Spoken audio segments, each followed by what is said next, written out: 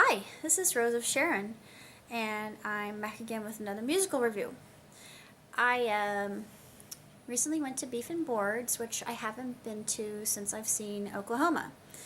But if you know me, I've always been a Disney nerd. I've seen The Lion King, Beauty and the Beast, and Mary Poppins all on stage. I watched Aladdin on YouTube, saw it in the cinema not too long ago, and I thrilled to the darkest version of Hunchback of Notre Dame I've ever seen, which is also on YouTube if you're intrigued. Little Mermaid follows the Disney story, but with a bit of a twist. Ursula is Ariel's aunt, which I thought was a little nice deviation from the animated version. It explains Ursula's ambitions more than anything else. The music was excellent, the costumes were beautiful, and the cast was stupendous. Everyone was perfect for their role, even Flounder, who was absolutely cuter than a bug's ear. Flounder, Flotsam, and Jetsam came in on Heelys, which was a cool, innovative way to introduce these characters. Scuttle had a tapped chorus scene, Positivity, which was fantastic. His character really reminds me of SpongeBob. I don't know if that was intentional, but if they meant to make that parallel, they did it.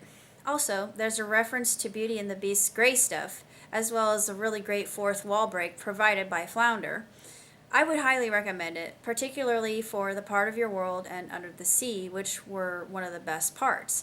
Le Poisson was particularly dark, morbid, and hysterical. 5 stars, 2 thumbs up.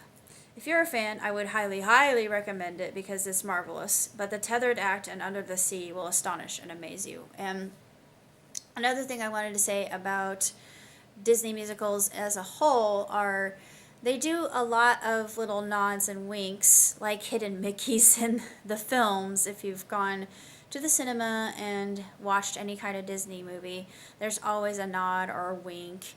Like with Aladdin, there's a scene with Magic Carpet playing in the sand, and he makes Sleeping Beauty's castle out of it. And I could not believe for 1 second that my friend did not notice it because it was so obvious and just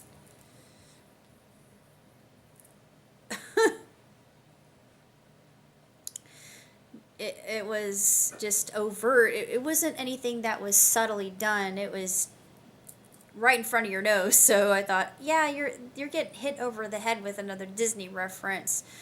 But I guess he didn't notice that. But they do the same thing in the musicals, like with Lion King. Instead of I've got a lovely set of coconuts. Like Zazu is supposed to sing that, but he actually sings "It's a Small World After All." Well, he did that in the movie. He does that in the musical.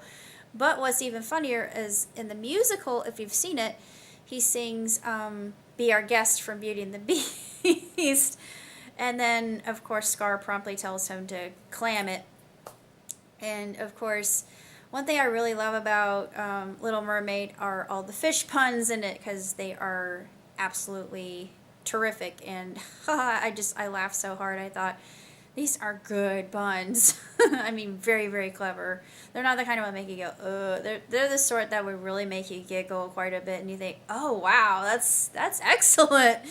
But I absolutely love Little Mermaid. If you're a fan, then definitely go see it. If not, just for the costumes alone, which are just beautiful. They're very 80s inspired and very colorful. A lot of them are neon, particularly in the chorus scenes. I would say most likely with Under the Sea, which is meant to be more of a Jamaican jam song and very rhythmic, and it's kind of got that tropical flair. It reminds me, I don't know why, but I like Tito Puente, so it's similar to something Tito would write, but if only Tito would cover it, that would be amazing. But um, yeah, I'm old-fashioned. Xavier Cugat, the king of Mambo. No, wrong movie. But anyways, you probably don't know the reference to which I am making. But anyway, it's a absolutely sensational musical, and of course, part of your world was one of the absolute highlights of the show. Just everything about it was fantastic. And Ursula, she was just absolutely astronomical. Everybody that was in the cast, Eric, Ariel, Flounder, Flossom, and Jetsam, they were very sinister and so cool when they came in on their Heelys, and they were puppets. Of course, the seahorses were too, and they spoke. But you didn't even look at the actors. It was more, oh, they're doing puppetry, cool. And it was just one of those things that was so magical and really quite impressive, and gave a whole new take onto Ursula herself, which I thought was very, very fascinating just to understand her modus operandi. I really can't say that much else about it other than it's just absolutely magnificent. It's one of the best shows I've seen. Well, Lion King is my top, and under Lion King, I would say probably Hamilton would fall under my second slot of best musical I've seen.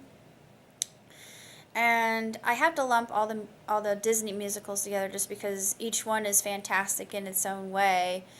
And probably after that, this is my third slot as a whole because I'm lumping them all together. I know I shouldn't do that because I just said Lion King is my favorite, but it takes the cake as far as musicals are concerned just because it's different from anything else you'll ever see on stage.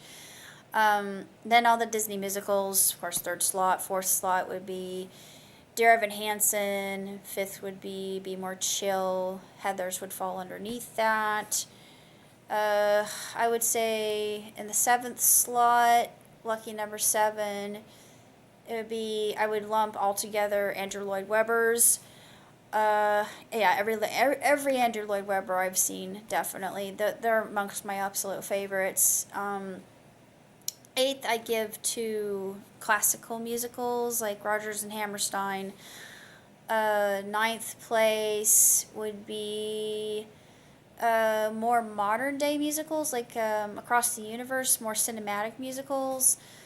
And of course, 10th place would definitely go to any animated musical like Prince of Egypt or stuff like that, El Dorado, things that have been overlooked, but they deserve a nod just because they're really good. The last one that I saw, and I know the plot was really quite simplistic, but I really like Trolls, and they're doing a sequel to that, and I think the one after that would be Sing, which I absolutely adored Sing because Sing was absolutely tremendous. But one I would actually kind of fill into that spot, that would be any TV musical like Glee, the show. And I miss Glee, but they had an awkward reunion. I mean, they're not the same without without the main character, because we all know what happened. He committed suicide, so it was really quite sad what happened with the actor who played, I think his name was Finn or Flynn. I don't remember.